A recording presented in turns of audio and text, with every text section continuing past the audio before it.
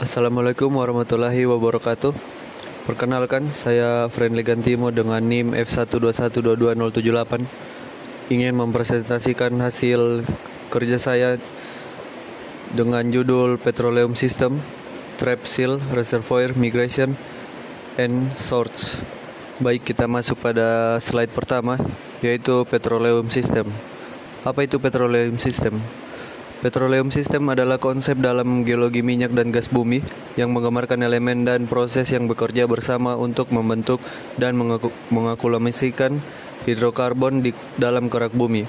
Petroleum System mencakup semua komponen yang diperlukan untuk menghasilkan, memigrasikan, dan menyimpan minyak dan gas bumi dalam jebakan geologi yang dapat dieksploitasi. Kita lanjut pada Petroleum System Trap. Petroleum System Trap terbagi atas 4 bagian, yaitu Anti-Slip Trap, Fault Trap, Salt Dome Trap, dan Pinch Out Trap.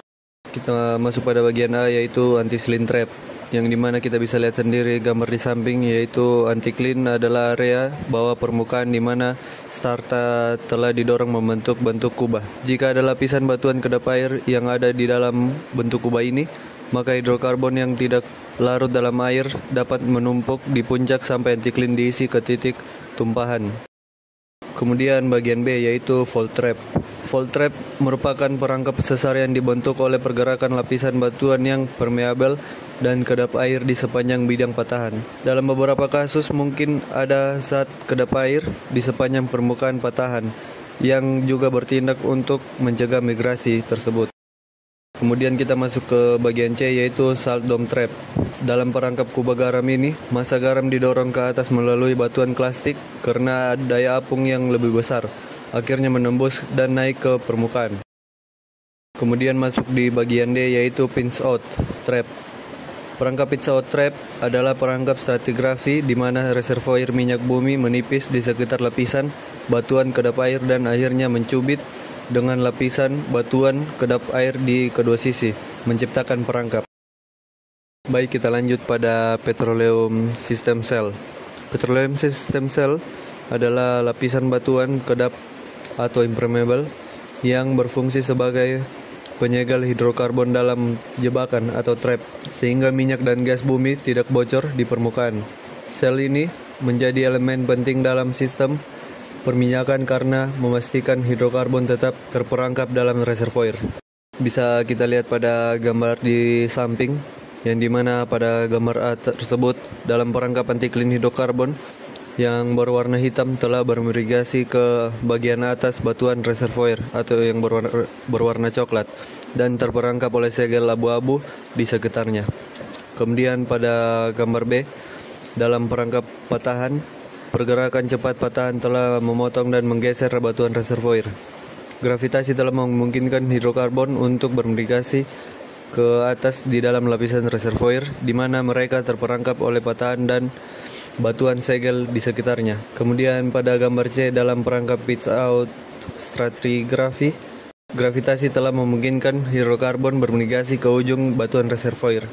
Batuan anjing laut di sekitarnya yang mendorong pinch out mencegah hidrokarbon dari migrasi lebih lanjut. Kemudian lanjut pada gambar B, yang dimana dalam perangkap ketidaksesuaian, hidrokarbon telah bermigrasi ke bagian atas batuan reservoir dan terperangkap secara lateral dan di atas oleh batuan segel di sekitarnya yang terlibat dalam ketidaksesuaian tersebut. Baik, kemudian lanjut ke reservoir. Petroleum reservoir atau reservoir minyak bumi adalah akumulasi hidrokarbon yang tersimpan di dalam batuan berpori di bawah permukaan bumi. Reservoir ini terbentuk dari proses geologis selama jutaan tahun, di mana materi organik terkubur, mengalami pemanasan dan tekanan, lalu berubah menjadi minyak dan gas bumi. Kemudian bisa kita lihat gambar di samping yang menunjukkan yaitu cap rock, merupakan lapisan batuan yang kedap air atau impermeable di atas reservoir batuan. Ini menjaga minyak dan gas bumi ke permukaan. Kemudian di bawah cap rock itu ada reservoir rock yang merupakan lapisan batuan yang berpori dan permeable, tempat minyak dan gas terakumulasi. Jenis batuan ini memungkinkan fluida mengalir melaluinya. Kemudian di bawahnya lagi itu ada source block yaitu batuan yang kaya bahan organik, tempat minyak dan gas pertama kali terbentuk. Kemudian kita masuk pada jenis-jenis reservoir, yaitu terdapat dua. Yang pertama reservoir konvensional dan yang kedua itu reservoir non-konvensional. Kita masuk pada poin A, yaitu reservoir konvensional. Reservoir konvensional adalah jenis reservoir minyak dan gas bumi yang memiliki karakteristik batuan berpori dengan permeabilitas yang cukup tinggi sehingga hidrokarbon dapat mengalir dengan mudah ke sumber produksi. Kemudian reservoir non-konvensional. Reservoir non-konvensional adalah jenis reservoir minyak dan gas bumi yang memiliki karakteristik batuan dengan permeabilitas sangat rendah, sehingga hidrokarbon tidak dapat mengalir dengan mudah ke sumber produksi. Baik, kemudian kita masuk pada petroleum system migration atau migrasi. Migrasi petroleum adalah proses perpindahan hidrokarbon atau minyak dan gas bumi dari batuan induk atau source block ke batuan reservoir sehingga akhirnya terperangkap dalam jebakan geologi. Proses ini dibagi menjadi 3 jenis utama, yaitu migrasi primer, migrasi sekunder, dan migrasi tersier. Kita masuk pada poin pertama, yaitu migrasi primer. Migrasi primer terjadi saat hidrokarbon terbentuk di batuan induk dimulai bergerak keluar dari pori-pori kecilnya akibat tekanan dan perubahan termal. Kemudian migrasi sekunder. Migrasi sekunder terjadi saat minyak dan gas bumi bergerak dari batuan induk ke batuan reservoir melalui pori-pori atau tekanan dalam batuan sedimen. Kemudian masuk pada poin C, yaitu migrasi tersier.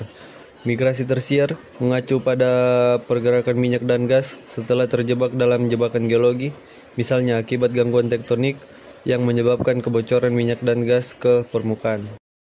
Baik, kita lanjut bisa kita lihat pada gambar ini, yang dimana gambar ini memperlihatkan bahwa pembentukan minyak dan gas bumi membutuhkan 3 tahapan penting, yaitu pembentukan pada batuan induk, kemudian berpindah ke batuan reservoir, dan akhirnya terakumulasi pada batuan reservoir.